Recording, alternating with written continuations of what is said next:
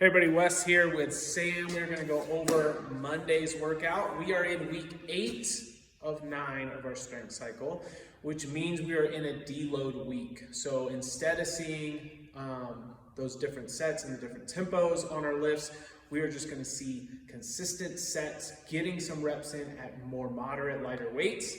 And then next week, we'll actually be going into the test week, finishing our strength cycle. So to start, we will have 3 sets of 6 of deadlift. Again, at a deload week, we're not going for a 6 rep heavy or 6 rep max, but thinking about still moving through a good deadlift to then test for the next week. So Coach Sam here is gonna walk up to the bar. Go ahead and get set with that grip.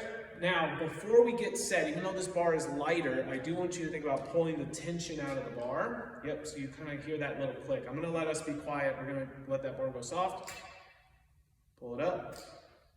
And you can hear that click happen. Definitely when you're over your bar, you're gonna hear that. Now, come up nice and slow. Bar gets past the knees, we open up the hips and stand up all the way. Just because it's light doesn't mean that we're going to start falling apart on those mechanics. So go ahead and go back down, coach. Go to the ground, tap, and come back up. We would have 6 reps in our sets for strength, okay?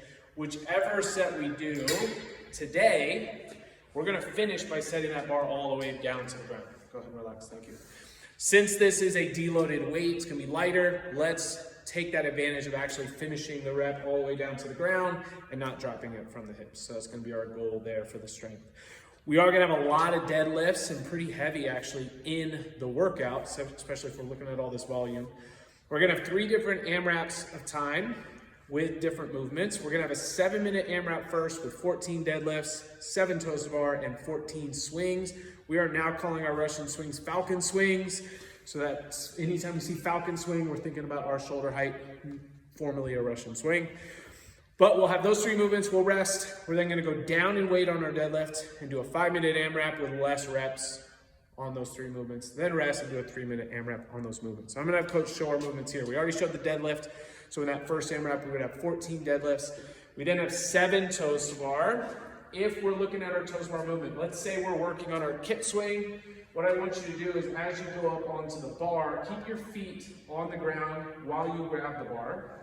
And then to start, don't let yourself just go from this straight up and down position. I actually want you to jump back into a hollow and then go into whether it's a kipping knee to chest or a toes to something. Okay, so actually go up. I want you to see if you can get your, like you were gonna do all 7. Yep, there we go. Knees, there, okay? What I don't wanna see, maybe you're going on a bar that's too high. If you come over to this side bar right there, and you jump too high, and you don't have full control on your kip, you hop up, okay? It's a lot harder to then push into hollow and start the swing, okay? She actually recovered there, stepping up to the pressure of the videos. Good job. So if that's the case on those, we're working on their kip swings. I do want you can come back to this one. We could have a kipping knee raise, we could have a toes to something, or keep the feet on the ground through Superman, and then kick back and up into, yeah, you can actually go with a knee raise there, or feet up. So we're still working on our toes to bar. That'll help us if we tend to lose our swing. Good, thank you, coach.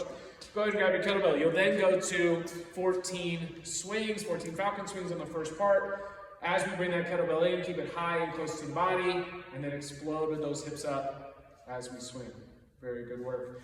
Importantly, how we bring the kettlebell back down, you notice coach went back through the legs and then set it back down. Let's show it one more time so people can see it. Get a few swings in, and then on the way down, instead of just plopping it down on the ground, she brings it back into those legs, and then sets it out in front, almost like you're going into another swing, but you're setting it back down on the ground. So let's make sure we're setting it down properly with those heavy swings. So whatever the sets are, or the rep numbers are on these movements, we want to try to keep the deadlift to 2 sets or less.